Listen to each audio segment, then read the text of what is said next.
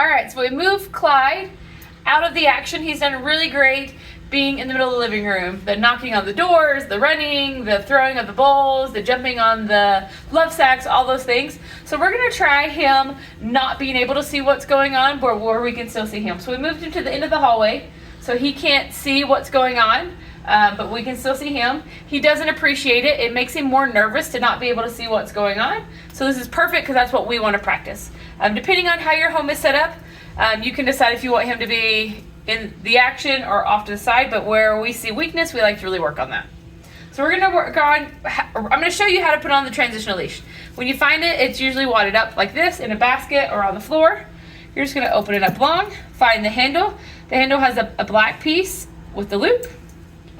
And then there will be this thing I call the keeper. If you push this button, it can slide up and down the leash.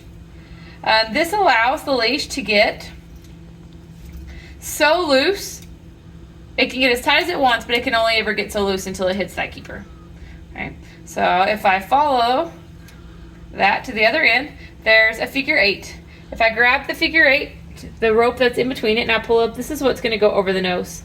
This black piece right here is just the safety. It will connect to the collar so that if he gets the nose piece off and the leash off from around its neck, that he would still be connected to the collar. So to put it on, I want the O-ring to go right at the top of his head in between the ears. And I'm going to want the figure 8, the leash in front of the figure 8, to go over the nose, like so.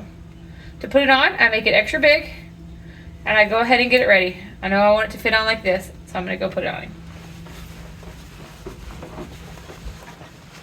I'm going to go over the head and over the nose. I stop here on the nose, but then I keep going behind the ears with the rest of the leash. I'm going to cinch it down, and when I cinch it down, it almost always, the O-ring is off to the side. So move the O-ring to the middle because that's where it needs to be. And I'm going to move the nose piece the opposite direction that I'm going. One more time. There. Now the O-ring is right in the middle, in between the ears. Set way up high. Do you see how it's up high? I'm going to push the keeper button and I'm going to take it down to the bottom so that it touches that O-ring. So when I lift up, it gives me about 1 inch to 1.5 inches of leash extra. And then I'm going to grab my safety and I'm going to attach it to my collar.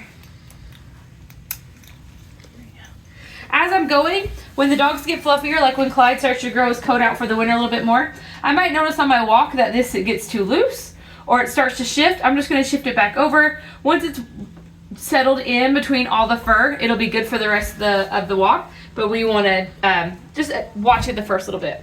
Now that he's leashed up, he can't get off his bed again until I get that little tug that says he's free to get off his bed.